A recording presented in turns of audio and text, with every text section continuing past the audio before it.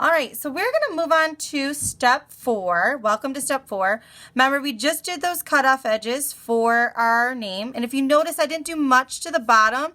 I kept it all to the top because my perspective line or my horizon line is actually above what I'm seeing down here. So what I'm going to do now, just to kind of help us out, is I'm going to go ahead and outline these edges for you so you can see my lovely name.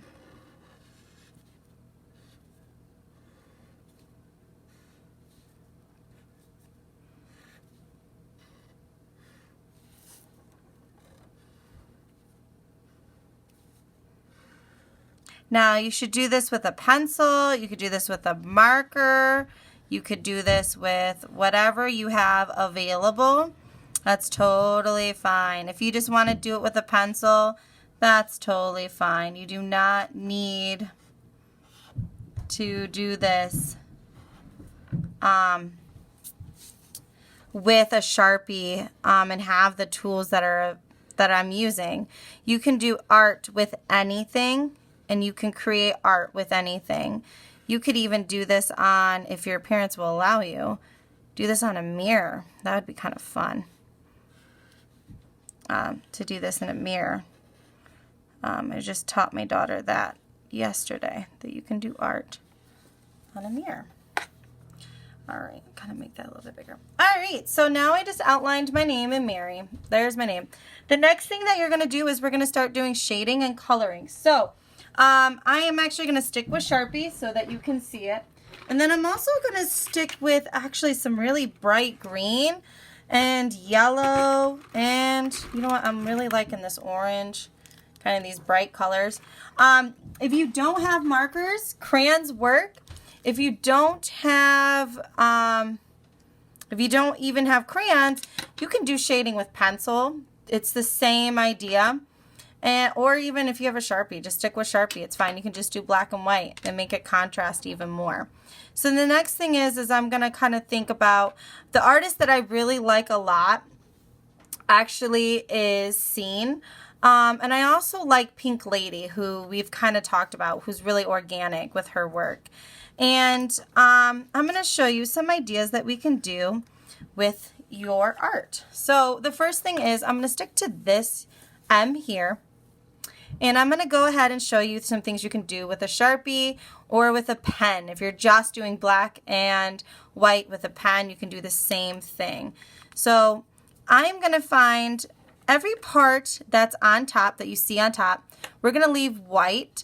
All the parts that are kind of on an angle here, we're going to shade that in. And all I'm going to do, I'm actually going to do, if you're doing this with Sharpie or pen, we're going to do something called cross-hatching, which is a fun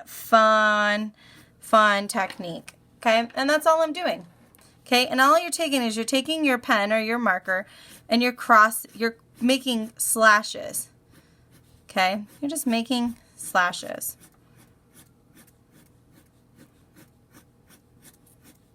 Now down here, this part gets tricky because it should be getting light to dark, but I'm using crosshatches.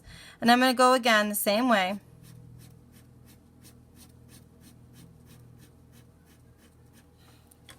And it'll automatically kind of pick up on that. Okay? And that's all you have to do. If you are doing pen or Sharpie, or you just have one marker, literally, you can only find one marker, that's totally fine. Cross-hatching and coloring works. Okay? So that's if you're using pen. If you have an option to use marker, same rules apply. Front should be some sort of bold color. I'm going to stick probably, you know what, I like this cross-hatching look. Yeah. Let's go cross. No, because then it's going to blend too much. Sorry, as you can tell, I'm doing craziness. I'm going to go ahead and I'm going to stick with the black. I like the black look.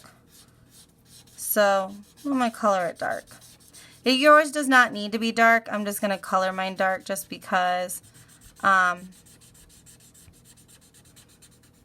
again, I just like that dark look. It looks really cool, doesn't it?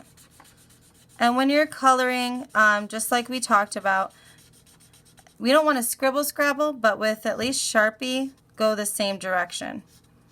I don't know if you saw that. That's scribble scrabble, right?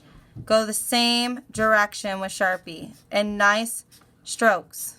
If you do it like this, one, the ink lays flat in the same direction.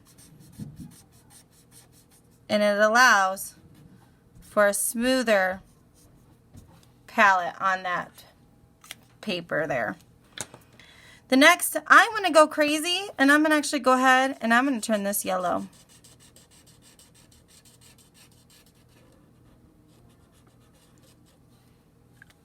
Now, what I do strongly suggest, though, as you're finishing up and you're coloring, to stick to maybe like a pattern, if you can.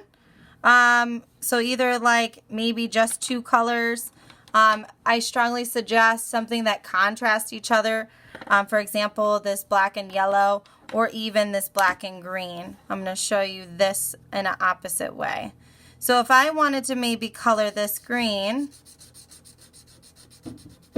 again, I'm going in one direction. I'm not scribble scrabbling. Stay in one direction so that your color flows nicely. Now, some people say that you should outline, then color. That's totally fine too. But again, with marker, when you're coloring with marker, if you have one go straight down like this and everything else is diagonal, it's going to look really weird because the ink didn't lay right. And that goes for alcohol too. So those who use alcohol markers, same rules apply. Go in the same direction as much as you can so that the ink on your marker lays flat and it's consistent. So that's that. I'm going to go ahead and finish up my R and my Y. And once that's done, we'll kind of flip my mark.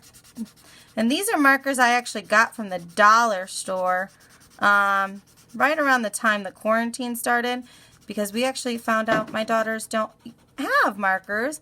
We ended up using all of them for other activities. So so there's that. And then I'm going to come back. I'm going to show you what happens if we flip it. So if this ends up being black, it looks weird. But if I keep my white top, that looks better, right? Because again, side views need to be shaded. My top views need to be left white or bright, okay? All right, finish up your letters and then we'll move on to step 5.